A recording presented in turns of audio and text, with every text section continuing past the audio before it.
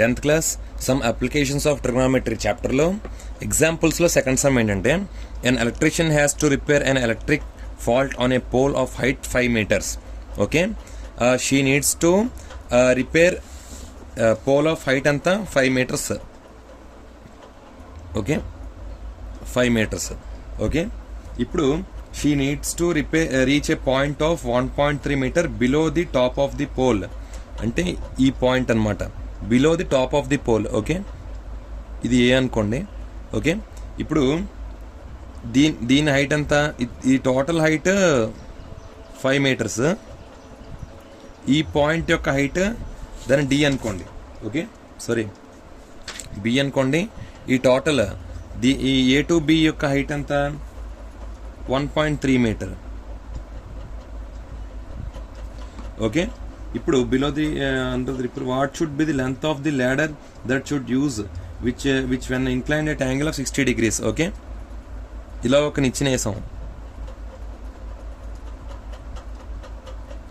Okay, so ఈ angle ఎంత ఇచ్చాడు, 60 degrees ఇచ్చాడు. లెంత్ ఆఫ్ ది ల్యాడర్, ఈ నిచ్చెన యొక్క లెంత్ ఎంత కావాలంటే ఇది హైపోటెన్యూస్ కదా మనకి. ఓకే, సో ఇలాంటప్పుడు నెక్స్ట్ ఇంకో క్వశ్చన్ ఏంటి, ఈ పాయింట్ నుండి ఏబి, ఇది సి, ఇది డి అనుకోండి. ఈ పాయింట్ నుండి సి టు డికి ఎంత డిస్టెన్స్లో ల్యాడర్ వేయాలి, ఇది ఇంకో question. Okay, length of the ladder ఇదొకటి క్వశ్చన్, ఈ డిస్టెన్స్ ఎంత, ఇదో 2 క్వశ్చన్స్ అనమాట. ఓకే, ఫస్ట్ది మనకి ఇక్కడ నుండి కాదు, ల్యాడర్ ఇక్కడ నుండి వేయాలి, ఎందుకంటే ఇక్కడ కదా రిపేర్ చేయాలి. ఏ పాయింట్ నుండి కొంచెం కిందకి 1.3 meter కిందకి వచ్చి ఇక్కడ రిపేర్ ఉంది, సో ల్యాడర్ ఇక్కడ వేసుకోవాలి. ఓకే, సో మనకి బీసీ వాల్యూ ఎంత కావాలి. ఓకే, బీసీ వాల్యూ కావాలంటే టోటల్ ఏసీ మైనస్ ఏబి అనమాట. టోటల్ ఏసీ మైనస్ ఏబి చేస్తే బీసీ అనేది వస్తుంది. ఏసీ ఎంత 5 మైనస్ ఏబి ఎంత 1.3, అంటే AC minus AB 5 minus 1.3 3.7 meters. అంటే బీసీ వాల్యూ ఎంత 3.7 meters, ఇది 3.7. ఓకే, సో ఇప్పుడు మనకి ఇక్కడ ఇది ఆపోజిట్ తెలిసింది, ఇది ఆపోజిట్ బై హైపోటెన్యూస్ అంటే ఈ నిచ్చింది. Opposite by hypotenuse sine theta.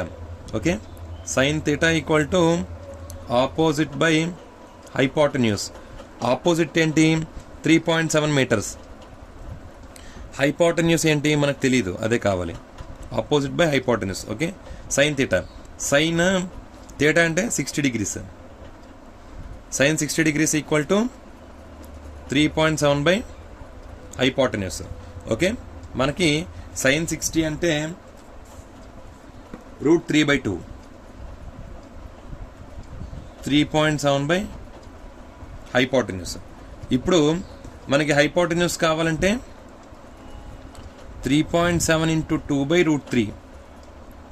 Okay, 3.7 × 2/√3, దీన్ని సింప్లిఫికేషన్ చేస్తే ఆన్సర్ 4.28 meters.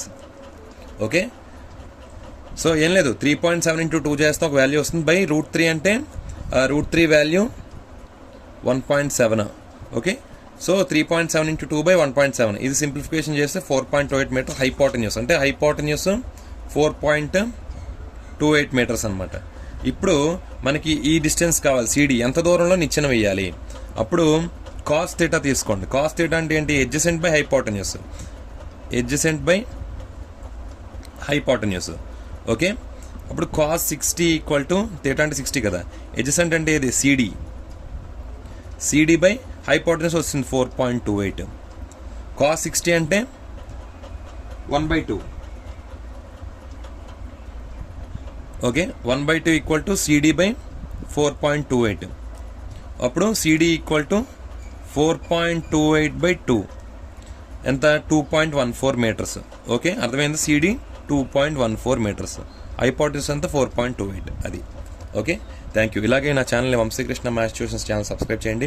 మీకు ఇలాగే ప్రతి సమ్ని ఎక్స్ప్లెయిన్ చేస్తూ ఉంటాను. ఏమైనా మీకేమైనా పర్సనల్ డౌట్స్ ఉంటే నాకు ఛానల్లో కామెంట్స్లో మెసేజ్ చేయండి. నా ఛానల్ ఇంకా ఇంప్రూవ్మెంట్స్ కావాలన్నా కూడా మెసేజ్ చేయండి. So please try to subscribe my channel. Thank you.